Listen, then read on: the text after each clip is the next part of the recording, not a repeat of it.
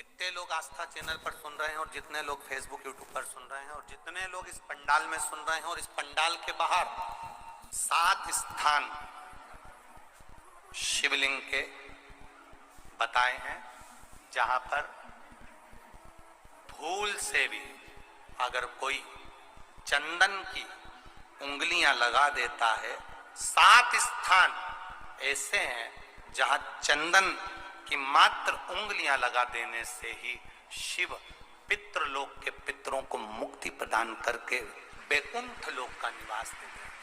7 स्थान।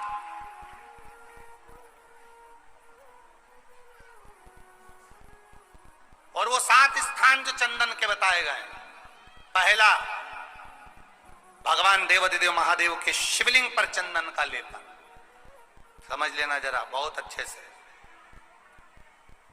आपको लगता है स्वप्न में कोई मुर्दे दिख रहे हैं या कोई जल रहा है या कोई मर रहा है या कोई चला गया है, ऐसा भय लगता है।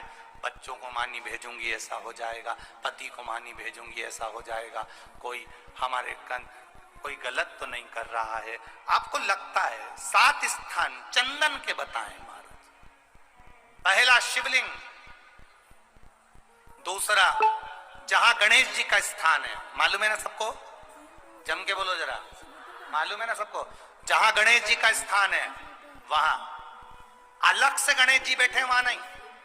शिवलिंग में जलाधारी के ठीक सामने राइट में गणेश, लेफ्ट में कार्तिकेय, बीच में अशोक सुंदरी। तो पहला चंदन बाबा के शिवलिंग पर, दूसरा गणेश जी पर चंदन की उंगली, तीसरा षडानंद कार्तिकेय पर चंदन की उंगली, चौथा अशोक सुंदरी पर चंदन की उंगली, पांचवा जलाधारी पर चंदन की उंगली, छठा जो शिवलिंग का जल बह रहा है इसके ठीक विपरीत की ओर चंदन की उंगली, और 7वां चंदन नंदी के मस्तक के ऊपर जो 2 सींग लगे रहते हैं उस पर चंदन की उंगली। ये कब लगाई जाती है?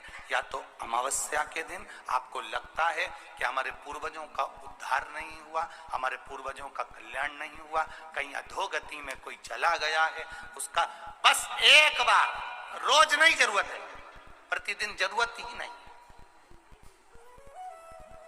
महीने में एक बार अगर अमावस्या के दिन भी आपने चंदन के थोड़ा सा चंदन अगर मेरे देवाधिदेव महादेव को 7 स्थान पर समर्पित किया है।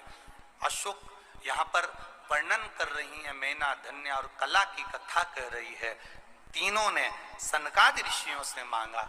चंदन भगवान को अति प्रिय होता है और चंदन ही एक ऐसा होता है जो पितरों को भी प्रिय होता है, जिसका स्पर्श मात्र लगने से पूर्वजों का कल्याण हो जाता है, वो चंदन है।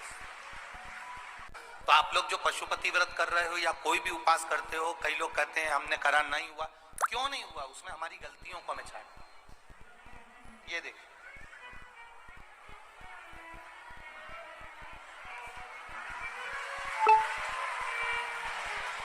अब जैसे ये शिवलिंग रखा है, आपने जल चढ़ाया, अब जल आप यहां से चढ़ा रहे हो तो धीरे धीरे धीरे धीरे चढ़ाएं जिससे छींटे बाहर ना, यहां तक छींटे रहे ना, जलाधारी तक चलेगा, बाहर ना गिरे। और एक बात का स्मरण रहे,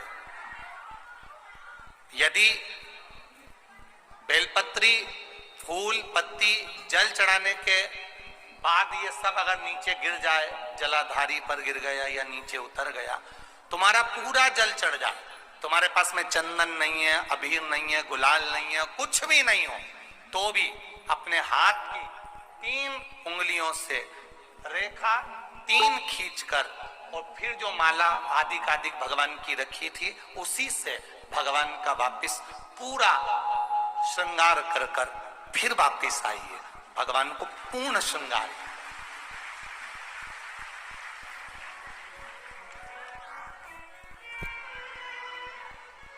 भगवान का पूर्ण श्रृंगार कर कर आइए। कई लोग जल चढ़ाने के बाद में भगवान का जो फूल पत्ती नीचे रखी रहती है, आप, हम ये नहीं कह रहे कि आप अपने घर से लेकर जाओ, आपके पास में कुछ नहीं, 1 लोटा जल चढ़ाओ, जल चढ़ाया, जो फूल पत्ती नीचे रखी हुई है उसी को उठाकर उसको रखकर उसी फूल से भगवान का खूब सुंदर भगवान का कर कर फिर आइए।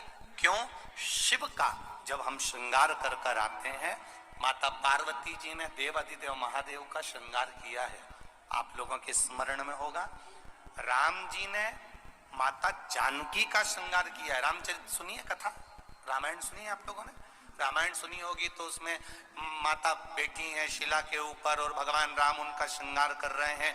एक कौवा आता है, वो चोंच मार कर जाता है, ये सारा वृत्तांत आप लोगों ने श्रवण किया है। तो राम जी माता सीता का श्रृंगार करते हैं, भगवान कृष्ण राधा जी का श्रृंगार करते हैं।